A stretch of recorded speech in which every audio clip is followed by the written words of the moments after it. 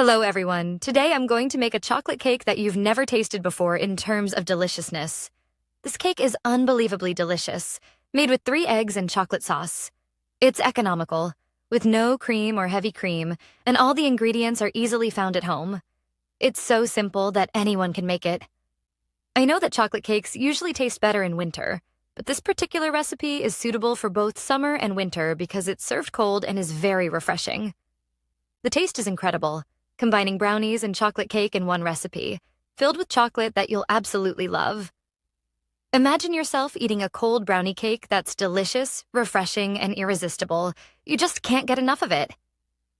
So, let's see how to prepare it. To ensure the success of any cake recipe, it's essential to preheat the oven to 180 degrees Celsius before you start. Then, prepare your baking dish right away because you want to get the cake into the oven as soon as it's ready. You'll need a 20 by 30 centimeters Pyrex dish, or you can also use a 25 by 30 centimeters dish. Grease the bottom lightly with butter, but avoid the sides. If you grease the sides, the cake may shrink from the sides of the dish and might collapse, which we don't want. You can use butter, ghee, or oil, whatever you have available. You'll need 3/4 of a cup of milk, which should be at room temperature. If the milk is cold, take it out of the fridge before starting, or warm it slightly in the microwave or on the stove and use it immediately. You'll also need 1½ cups of flour. I always use high-quality or all-purpose flour, a cup of sugar, 2½ tablespoons of unsweetened cocoa powder, and I also like to add 2 tablespoons of cornstarch to this cake. The essential ingredients are a tablespoon of baking powder and a teaspoon of vanilla extract, either plain or vanilla sugar. You don't need a mixer at all. An electric whisk will give you the same results. Start by whisking the 3 eggs with a cup of sugar at high speed for 5 minutes. You'll notice that the mixture gradually doubles in size, becomes lighter in color, and takes on a creamier consistency. Stop whisking and add a cup of oil, 3/4 of a cup of milk, and a teaspoon of vanilla extract. Mix again for just 30 seconds. Don't overmix.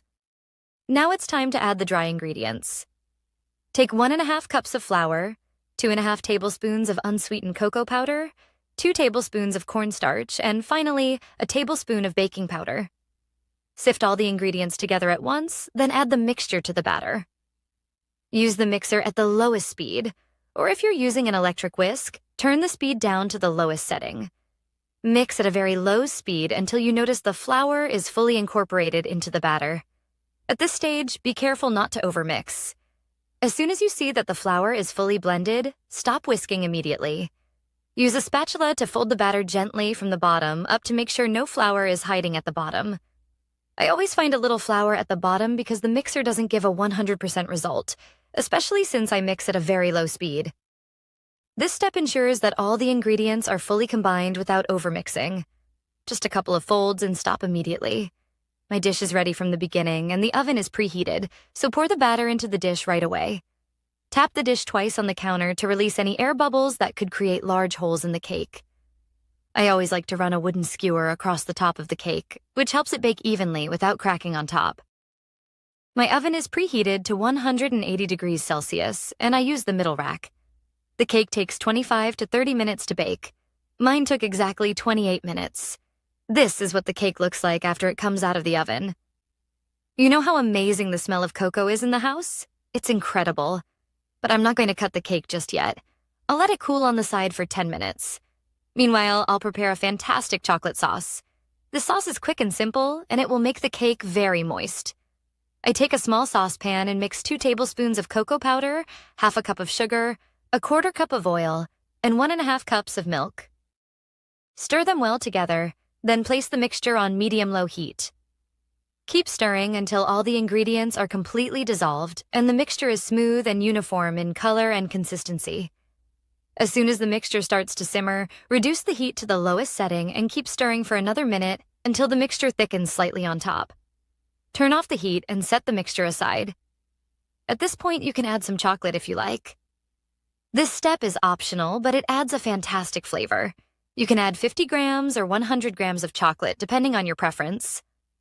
I added 100 grams of milk chocolate, but you can also use dark chocolate. I added 100 grams of milk chocolate, but you can also use dark chocolate if you prefer.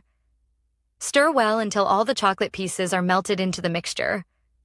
Since the mixture is hot, the chocolate will melt quickly.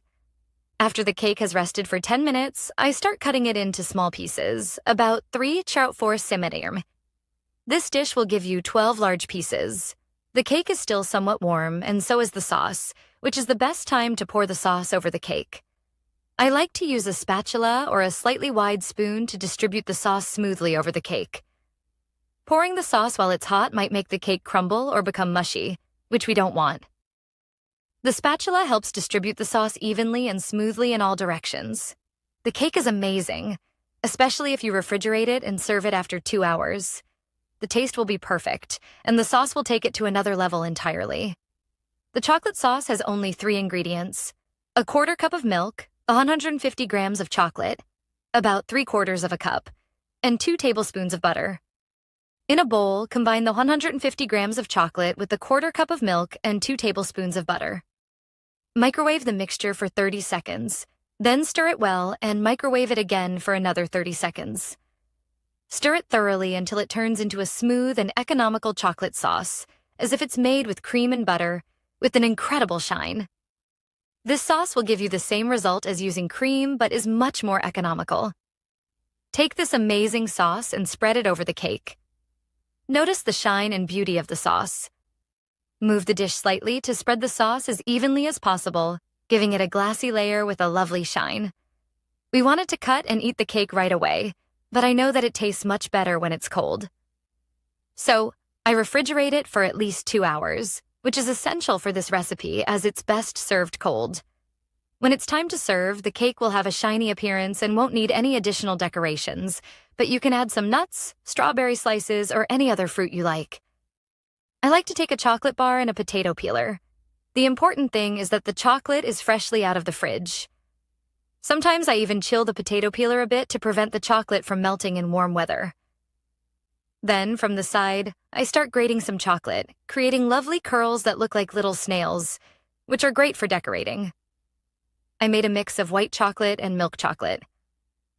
Cut the cake, serve it, and enjoy. The taste is amazing. You'll keep taking spoonful after spoonful and won't get enough of it. It's refreshing when it's cold, and if you make a cup of coffee or tea to go with it, you'll truly enjoy this delicious treat. This cake is extremely easy to make, even if it's your first time trying dessert recipes.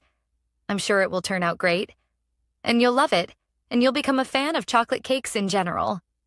I also want to tell you that the next day, the taste was even better. The longer you leave it to rest in the fridge, the better the flavor becomes. Try it out, and I'm looking forward to your applications and lovely comments. See you in the next video with a new recipe. Goodbye, lovely people.